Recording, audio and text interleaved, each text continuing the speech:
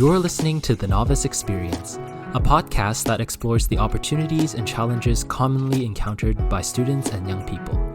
I'm Calvin Chan, and chatting with my guests, I'm going to take a deep dive into their meaningful stories, the lessons they've learned, and how they can inspire others. Let's get going. Hi everybody, welcome to the first episode of the Novice Experience. My name is Calvin Chan. I'm the host and producer of the show. I'm a junior engineer and I studied mechanical engineering at the University of British Columbia located in Vancouver, Canada. Engineering is a tough yet fun and rewarding degree, I would say. And another phrase that we used for engineering is applied science when we were at school. And you can think of engineers as the group of people that are between scientists and technicians. So scientists, they do research of the existing world as we know it, and they identify the issues that we need solutions to. Whereas technicians are really practical people. They're really good with hands-on work, like building or fixing things. And that's where engineers are in between, where we have to learn the theory behind and the theory and the science behind the issues in our world, and use our creativity and design skills to prototype and think of solutions to fix these problems. So a common misconception of engineers is that, they're nerds, or they're not creative, socially awkward. Maybe they're only good at technical work, like with numbers, but that's not true.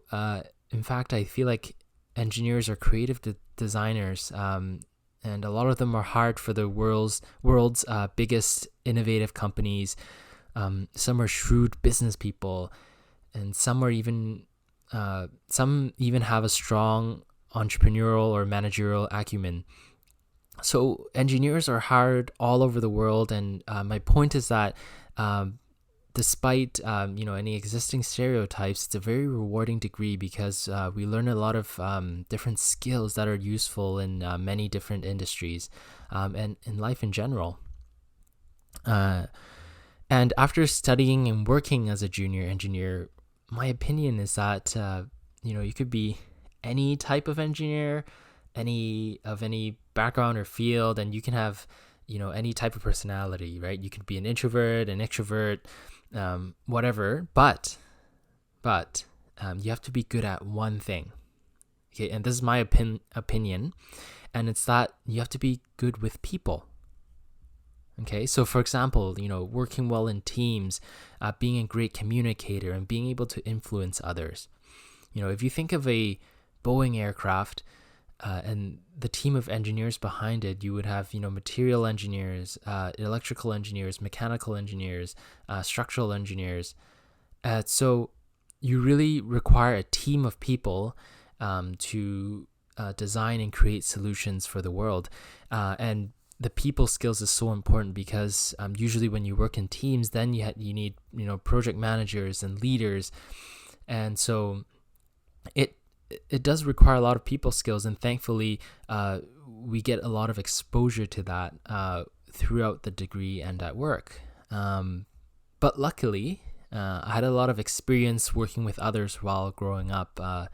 Some of the most transformative and impactful years of my life, from I think it was grade 7 to my freshman year, was in the Royal Canadian Air Cadets program.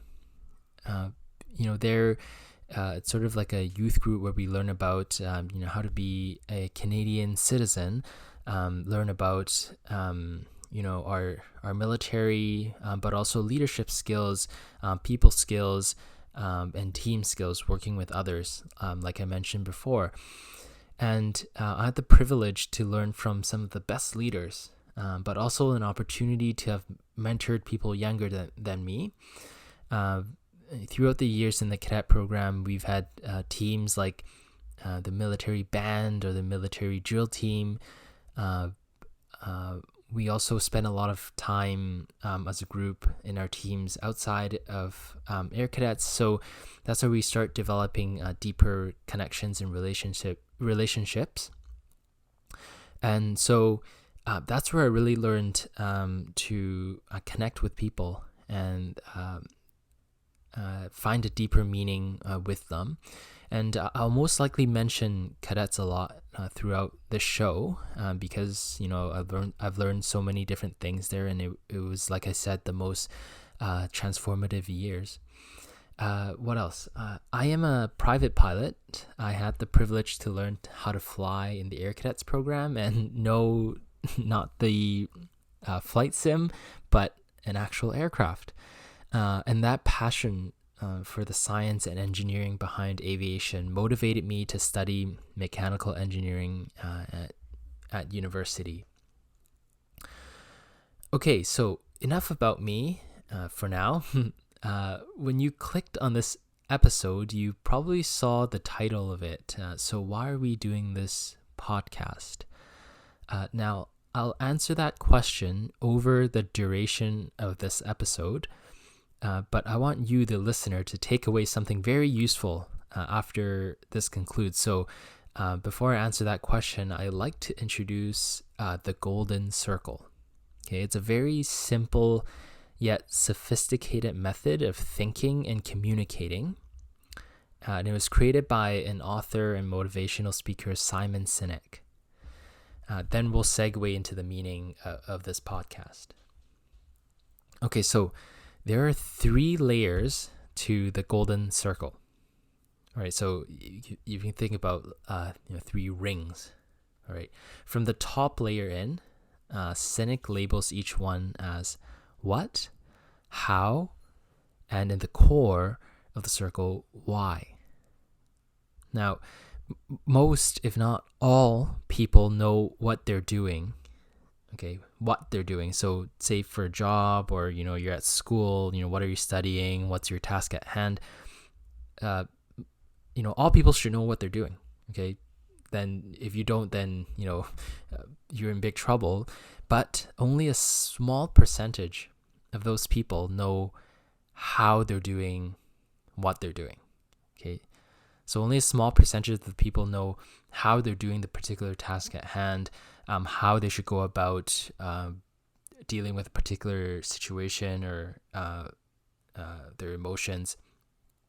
And a small percentage of those people know why they're doing it. Okay, so like the meaning or the purpose of what they're doing. And what Simon is trying to say is that we should think and communicate starting with why. Okay, and in his speech, he uses an example.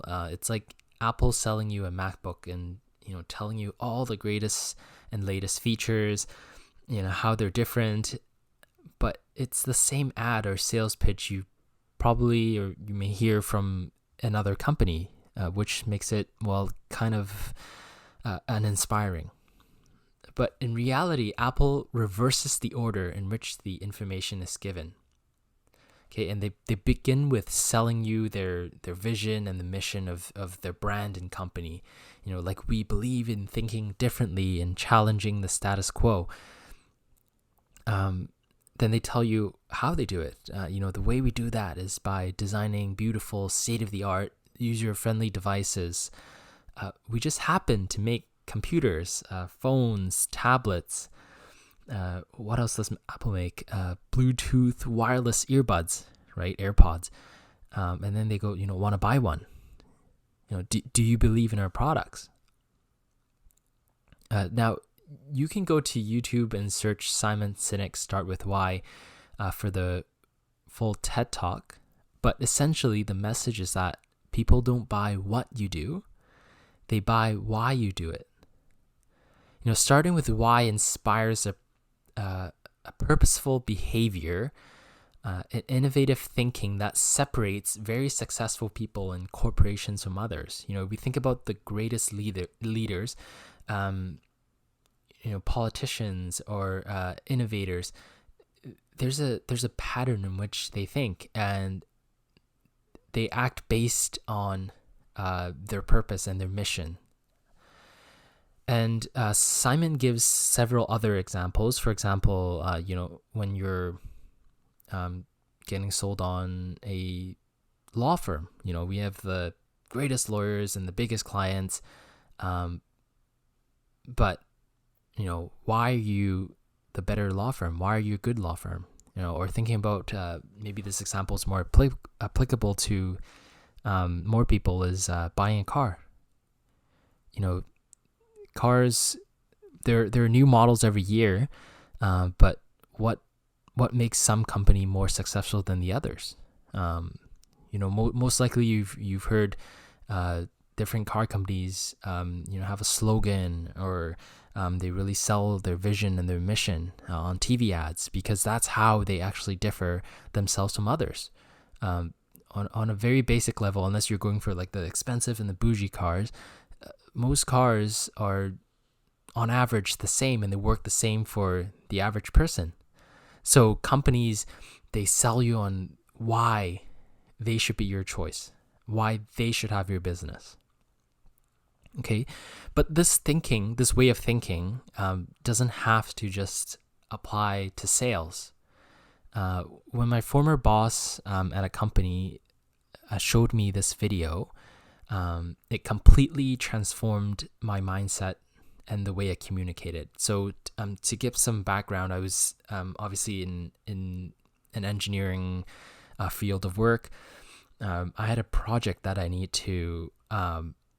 to lead, and that would require earning the trust of people who are more experienced, more qualified. They're older than me, and there's also people like maintenance technicians who may have a different background, different personalities, definitely much smarter than me, who was a engineering student at the time. So being an intern, you're at the lowest level of the food chain. So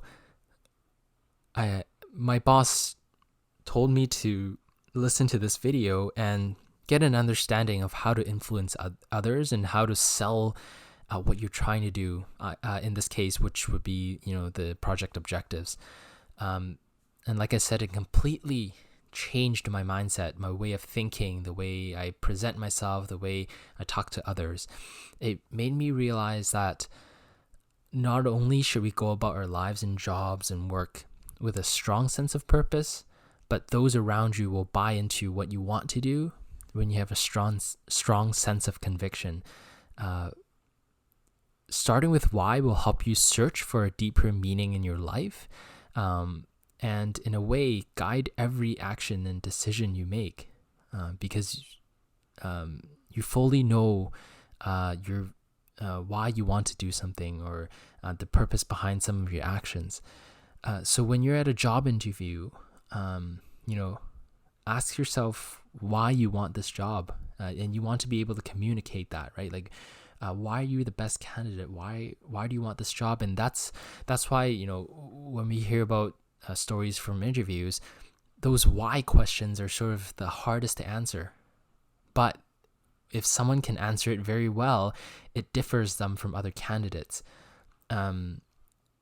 For people who are especially like students or new grads, when you go through interviews, you pretty much have the same skill set, right? Your resume looks very similar because most of you go through internships and you're taught the same thing at school and you do similar projects.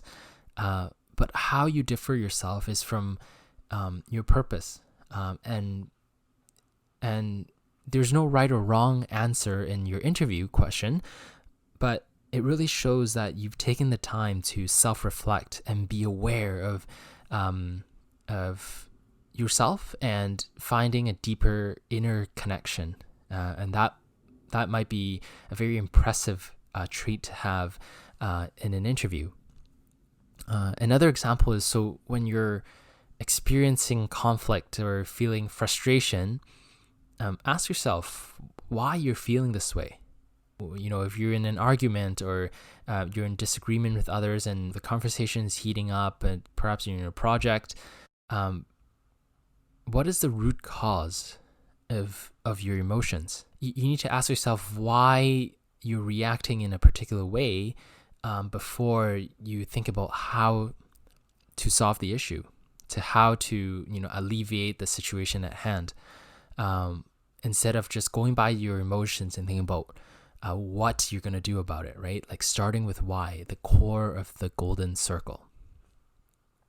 And one more example I'm going to give is when you're leading a team towards a particular goal, it's almost always much more effective if you tell them why they should work together to achieve that goal.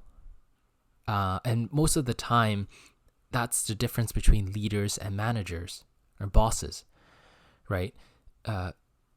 Maybe at work, you're given a task, just do it, finish it by X date. You're told what to do. You might not be told how to do it. You might have to look into that yourself, but on a very, really rare occasion, people know why they do it. So as a good leader and a leader who inspires their team members and their employees, it's really important to start off with why the team should achieve that particular goal. That's how you inspire action. Again, people don't buy what you do, they buy why you do it. Okay, so on to the last part of this episode. Again, if you want to look into the Golden Circle by Simon Sinek, there was like a 15-minute TED Talk presentation by Simon, and you can find that on YouTube. So now, having gone through that and introduced that on this episode, I'm going to try to formally and officially introduce what this show is about and answer, why are we starting this podcast? Okay, so first of all, I believe that everyone has their own story to tell and a deeper meaning to the specific paths they have taken in life, right? So if you're old enough, sometimes you're thinking back, you're like, oh yeah, I remember that elementary or high school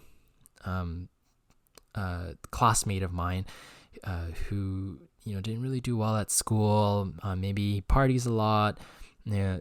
Some may have done some shady stuff. But maybe 10 years later, you look back and you're like, wow, this person has changed a lot. Maybe they're really successful now. They really know what they're going to do with their life. And that's why I'm always so fascinated by what are the different paths that we take? Like, what are the different actions and decisions that lead each person to take a different path? How do we decide when to take risks, or when we encounter challenges, how do we overcome that? Find maybe building relationships, building our network so that we can get help when we need to. So like I said, this is especially true for students and young adults. Since birth to about the quarter life mark, so in our 20s, we go through the most transformative years, okay, full of changes and new and different experiences, emotions and situations. Like, we've never felt this way before. We've never observed these situations, but they're very new to us. Okay, so in our life, academic and career paths, there are various crossroads that may make us feel uneasy, anxious, or doubtful. But nonetheless, at the end of the day, like, we're required to take risks and make those tough decisions. Nowadays on YouTube, we see those gurus and self-help experts, maybe people who got rich really quickly. They're like, 10 things you need to do to be successful in life. And then, they're showing, the mansion that they live in, all the nice cars they're driving. Life's not always like that. It's okay to be average. It's okay to take a unique path. In fact, most people are average. I remember motivational speaker Gary Vaynerchuk. He was talking to new grads about how we're so lucky to be in our 20s if we don't know what to do after graduating, because we have no baggage, no burdens whatsoever. We can go do what we want to do. We're so lucky to have that freedom to choose. And so there's so many different paths in our lives that we shouldn't worry about not being successful at a particular time or being successful quick enough compared to other people, because we should be able to walk at our own pace. And that's all about being a novice in almost every aspect of our lives, right? Like I said, novice at a particular crossroad, or being a novice, feeling these particular emotions, or being in different situations or experiences. We're really new to all of these, but it's important we come out of each experience stronger and smarter. Now, I've become very passionate about building authentic relationships with people around me ever since I started my engineering degree. Being in the corporate world, and most people can attest to this, things may feel superficial. You may have a relationship at work that's required to get the job done, but outside of work, you feel no real connection, and that's very normal. But I've grown really passionate to learn more about people, have conversations. I love collaborating with my teammates, finding that synergy, but most importantly, sharing our experiences so we benefit each other. Okay, and this is with friends or classmates. Telling stories and looking back, helping other people navigate their paths is something that I'm really passionate about. And that is why I'll be sitting down with guests in this podcast, so they have a platform to share their experiences, back when they were quote unquote novices. Okay, we're going to do sort of like a self-reflection session, and we'll take a deep dive into their meaningful stories, the lessons they've learned from their experiences, and the major takeaways, and how these experiences can inspire and help others, possibly those who are in a younger generation and is at a point in life where they're struggling to make particular decisions that the guests have made before. So we're gonna have these episodes where hopefully people can find sources of personal growth, and I'll also be doing some solo episodes where we talk about topics ranging from personal growth, finding purpose in life, or generating that inner motivation to reach your goals and dreams. So hopefully throughout the show, you can find valuable advice and tips on how to make the most out of the opportunities and challenges you may encounter. And with that, I look forward to some very fun and inspiring conversations along the way, and I hope you'll join me.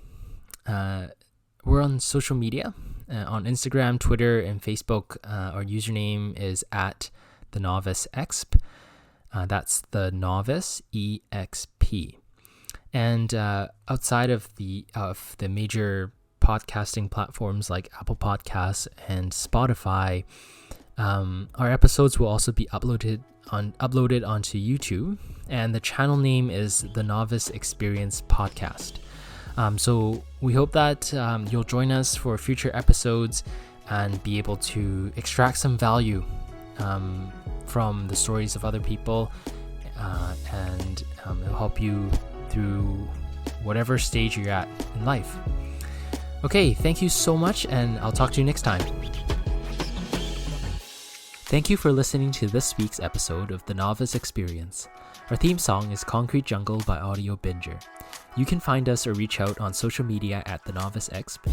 That's The Novice EXP. Don't forget to subscribe and leave us a review on all your podcast listening platforms. Talk to you next time.